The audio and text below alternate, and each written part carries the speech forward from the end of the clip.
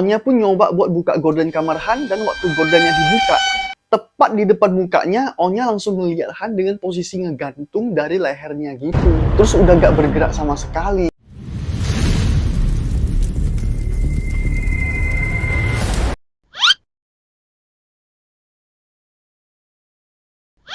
Hai guys, kembali lagi di segmen CV. Sesuai janji kita kemarin kan mau bahas kasus Padang lagi ya, yang mirip sama video kemarin. Yang kali ini juga sama nih, kejadian kamar juga. Cuman kali ini bukan di Hotel Oyo, tapi di kamar kos-kosan.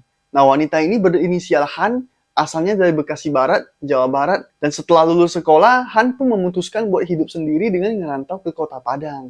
Di situ dia ngekos di kos-kosan wilayah Jati, Padang Timur, Kota Padang, dan stay di sana selama masa perkuliahan. Kenapa dia dari Bekasi jauh-jauh ke Padang? Malah ngekos pula gitu kan?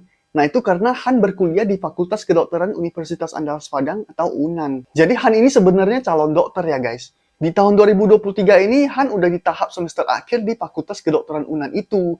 Dan dia ini mahasiswi yang lagi melaksanakan koas. Buat kalian yang belum tahu koas itu apa, koas itu semacam program profesi yang wajib dilakukan oleh mahasiswa jurusan kedokteran untuk bisa mendapatkan gelar dokter guys.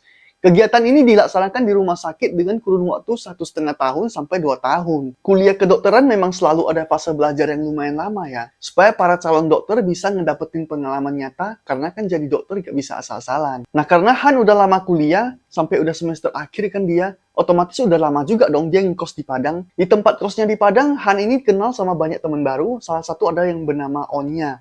Onya ini teman yang tinggal di bawah satu atap sama Han, tapi mereka ini beda kamar. Kosnya itu berbentuk satu rumah gitu, tapi isinya ada beberapa kamar ya guys.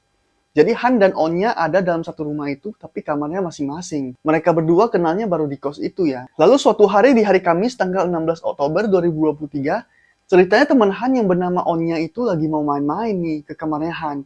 Biasalah buat ngobrol-ngobrol sambil leha-leha di kamar. Namun waktu Onya nyampe di depan pintu kamar Han, di situ dia terus-terusan manggil Han. Han. Tapi anehnya di hari itu nggak ada jawaban sama sekali nih. Yang padahal biasanya mah langsung dibukain pintu sama si Han. Onya lalu nyoba buat ngetok-ngetok pintu kamar itu, tapi ternyata waktu itu pintunya langsung kebuka guys.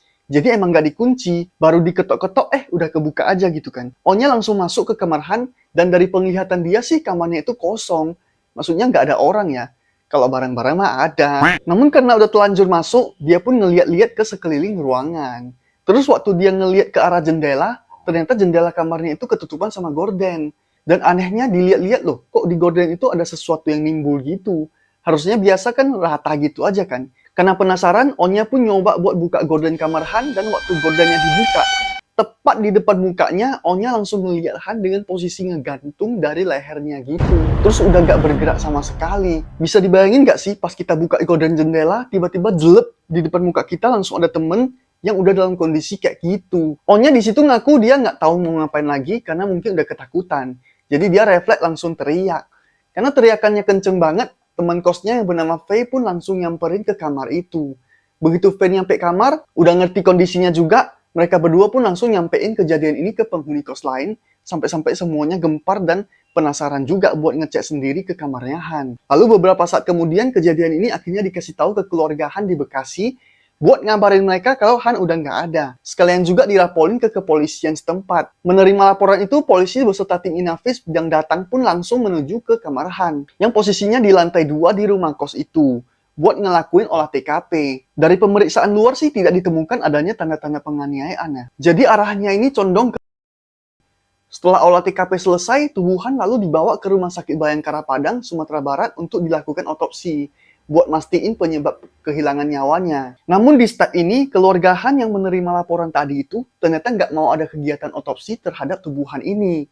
Penolakan dari keluarga Han ini bahkan disertai dengan surat pernyataan gitu guys. Surat pernyataan itu kan bisa dibilang statement yang lumayan tegas ya.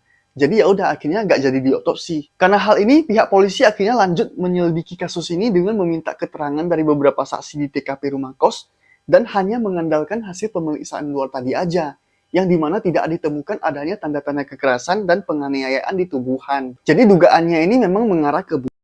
Bahkan pihak keluarga juga udah 100% sependapat kalau Han ini bunuh.